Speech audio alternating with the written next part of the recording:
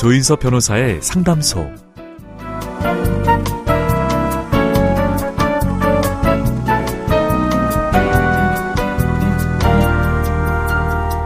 피아노로 도와 솔의 화음을 치면 기분 좋게 들리는데요. 미와 파의 화음은 어쩐지 귀에 거슬립니다. 그건 미와 파가 불협화음이기 때문인데요. 그런데도 불협화음이 음악에 꼭 있어야 하는 이유는 뭘까요? 어느 피아니스트가 이렇게 말했다고 합니다. 불협화음이 없다면 화음의 아름다움을 모르겠죠? 라고요. 자, 불협화음 속에서도 아름다움을 만들어가는 당신의 일상을 응원합니다. 조인섭 변호사의 상담소, 지금 바로 문을 열겠습니다.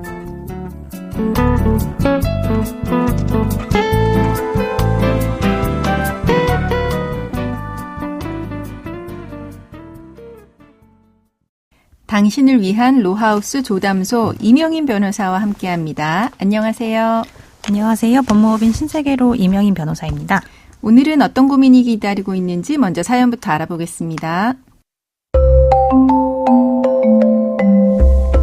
저는 10년 전 대학 다닐 때 친구의 소개로 남편을 만났습니다. 남편은 정이 많은 사람이었고 좋은 세상을 만들겠다는 사명감을 갖고 시민단체에서 활동하고 있었습니다. 저는 착한 남편이 좋았습니다. 그래서 결혼을 결심했죠. 하지만 남편은 남들 앞에서만 좋은 사람이었습니다. 술을 자주 마셨는데 점점 폭력적으로 변해갔습니다. 처음에는 취했을 때만 폭언을 했는데 어느 순간부터 일이 자신의 뜻대로 안 되면 아이처럼 폭발했습니다. 그러던 어느 날이었습니다. 저녁 식사 준비를 하고 있었는데 갑자기 뒤에서 제 머리채를 잡아당기더니 때리더라고요. 너무나도 당황스러웠습니다. 남편의 폭력은 그때부터 시작됐습니다. 심지어 제가 아이를 안고 있을 때도 저를 때렸죠. 매일 남편의 폭력 때문에 고통스러웠지만 아이 때문에 쉽게 이혼을 결심하지는 못했습니다. 죽지 못해 사는 날이 이어졌습니다. 그러던 중 우연히 새로운 사람을 만나게 됐고 그 사람에게 위로받으면서 희망을 얻게 됐습니다. 저는 이혼하기로 결심했죠. 하지만 남편은 제가 바람을 피웠다면서 이혼 청구도 할 수 없고 재산 분할과 양육권도 주장할 수 없다고 말했습니다. 지금 너무도 힘들고 괴롭습니다.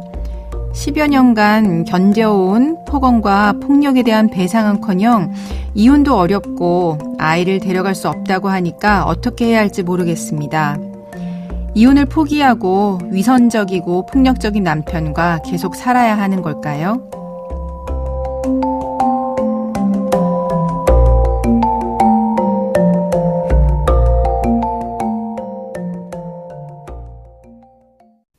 네, 그동안 조담소에서 유책 배우자에 관한 사연을 자주 접했었는데요. 오늘 다시 한번 정리를 해보는 게 필요할 것 같습니다. 우선 유책 배우자란 어떤 걸 말하는 걸까요? 네, 유책 배우자는 혼인 생활의 파트너에 대하여 주된 책임이 있는 배우자를 뜻하는데요. 네. 우리 민법 840조에서는 부정행위 그리고 네. 악의의 유기라고 즉 정당한 이유 없이 집을 나가서 일방적으로 생활비랑 양육비를 끊는 경우를 의미를 하는데요. 네. 그리고 배우자 또는 그 직계존속 시부모님이라고 할 수 있죠. 에게 심히 부당한 대우를 받았거나 네. 자기의 직계존속 예를 들어 친정 부모님이 배우자로부터 심히 부당한 대우를 받거나 기타 혼인을 계속하기 어려운 중대한 사유가 있을 때, 네. 즉 상대방의 유책 사유가 있을 때 재판상 이혼을 청구할 수 있습니다. 그래서 네. 원칙적으로는 유책 배우자는 혼인 파탄을 이유로 하여 이혼을 청구할 수 없습니다. 네, 그러니까 이런 유책 사유가 있을 때 재판상 이혼을 청구할 수 있고 이런 책임이 있는 유책 배우자는 이혼 청구할 수 없다는 게 원칙이라는 거죠. 하지만 이런 유책 배우자도 예외적으로 이혼 청구할 수 있는 경우가 있지 않습니까? 네, 맞습니다. 예를 들어서 상대방도 사실 혼인 파탄 이후에 혼인을 지속할 의사가 없는 게 객관적으로 명백한데도 불구하고 네. 그 배우자에 대한 오기나 보복적인 감정에서 이혼에 불응하는 등의 특별한 사정이 있거나 네. 또한 유책 배우자가 이혼을 청구한 뒤로 상대방이 반소로서 이혼을 청구하는 경우 그리고 마지막으로 부부 쌍방의 책임이 동등하거나 경중을 가리기 어려운 경우 예외적으로 이혼 청구가 가능합니다. 네. 그러면 사연의 경우는 어떻게 될까요? 이혼 청구가 가능할까요? 사연의 경우에도 마찬가지로 혼인 파탄의 주된 책임이 있는 배우자라면 이혼 소송을 할 수 없는 것이 원칙인데요. 사실 폭언과 폭행을 일삼은 남편에게도 유책 사유가 있기 때문에 네. 이 남편과 그리고 사연자분의 유책성을 비교를 했을 때 상대적으로 책임이 무겁지 않거나 아니면 쌍방의 책임이 대등하다 하면 아내분도 이혼 청구가 가능하고 인용이 될 수 있습니다. 네. 그러면 만약에 이제 이혼을 한다고 할 때 이제 사연자분에게는 어린 자녀가 있습니다. 이 아이 때문에 이혼을 또 망설이는 이제 상황인 것 같긴 한데요. 만약에 이제 사연자분이 유책 배우자가 된다라고 하더라도 이혼이 된다라고 할 때 양육권 주장 가능할까요? 흔히들 유책 배우자는 양육권에서 불리하다라고 생각하시는 경우가 많을 것 같습니다. 그렇죠. 예, 그런데 혼인 파탄의 책임이 누구에게 있는지 그리고 자녀의 양육자로 누가 적합한지는 사실 별개의 문제이기 때문에 네. 판단 근거도 명확히 다르거든요. 네. 그래서 물론 유책 배우자는 당연히 뭐 혼인 관계를 파탄시키는 데 책임이 있으니까 위자료를 이제 지급할 의무가 있고 네. 우리도 위자료를 청구할 수 있습니다. 네. 그러나 법원이 양육권을 판단하는 데 있어서는 전적으로 미성년 자녀의 복리, 그러니까 행복이라고 할 수 있죠. 네. 의 증진에 있어서 누가 적합한지 미성년 자녀의 기준으로 판단을 합니다. 그러니까 아이를 누가 키우는지 문제는 파탄 그 책임 여부와 상관없이 아이를 중심으로 판단한다는 이야기네요. 네, 맞습니다. 네. 그 혼인 파탄에 유책이 있는지 여부보다는 사실 자녀에 대해서 자녀와 부모의 애착 관계, 네.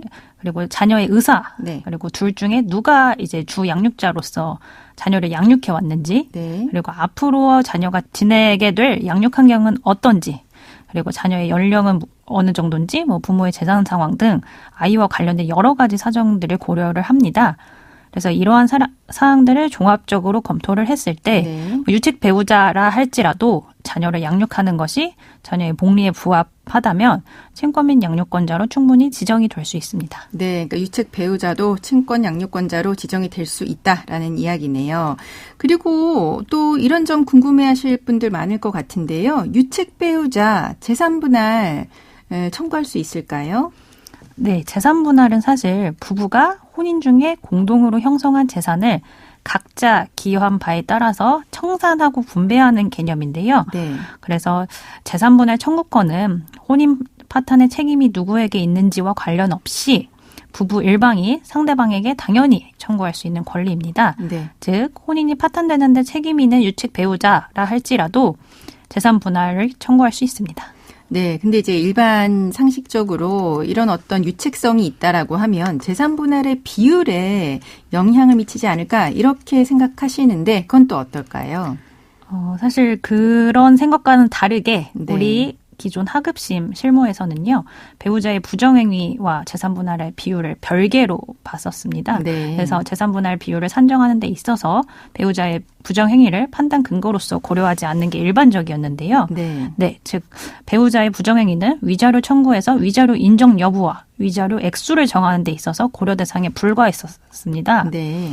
네, 다만 최근에 배우자의 부정행위는 재산분할의 비율을 정하는 데 있어서 청산적인 요소로 고려될 수 있다라는 취지의 판례가 나왔는데요. 네. 네, 간단히 이야기해드리자면 배우자가 부정행위를 하였다는 사정만으로 재산 분할의 비율을 다르게 정할 수는 없으나 재산 분할은 혼인 중 형성된 부부 사이의 재산을 청산하는 청산적 요소 또는 이혼 후 일방 당사자의 생활 등 부양이라는 부양적 요소를 포함하고 있으니 이 취지에 입각했을 때 배우자가 제3자와 부정행위를 하였고 그리고 그 과정에서 제3자인 부정행위 상대방에게 금전적인 이익을 제공하였거나 또는 부정행위 상대방과 함께 금전, 부부 혼인 재산을 소비하는 등 네. 부부 공동 재산에 손해를 끼친 경우에는 청산적인 요소로 고려해서 재산 분할 비율에 반영시킬 수 있다는 취지입니다. 네, 그러니까 원래 이제 유책성은 이제 위자료 액수 인정에 이제 반영이 되고 재산 분할에서는 반영이 안 되는데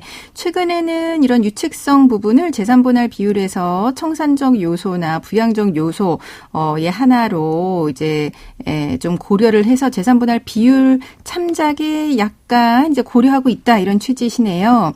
그러면 일단 그래도 이분이 이제 부정행위가 있어서 유책성이 있기는 하지만 결혼 생활 내내 남편의 폭언과 폭력이 시달렸다라고 하는 부분이 있습니다.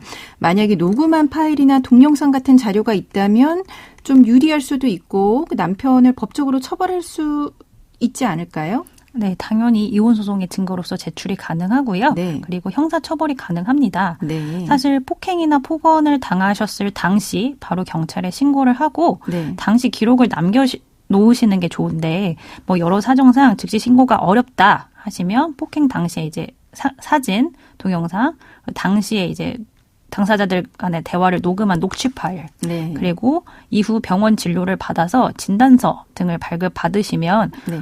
증거로 남겨놓으셔서 추후 고소를 진행하시는데 증거 자료로서 큰 도움이 될 것 같습니다. 네. 그럼 지금까지 상담 내용을 정리해보자면 유책 배우자는 원칙적으로 이혼 청구가 불가능하지만 상대방도 혼인 지속의 의사가 없거나 양측의 책임이 동등할 경우에는 예외적으로 가능할 수 있습니다.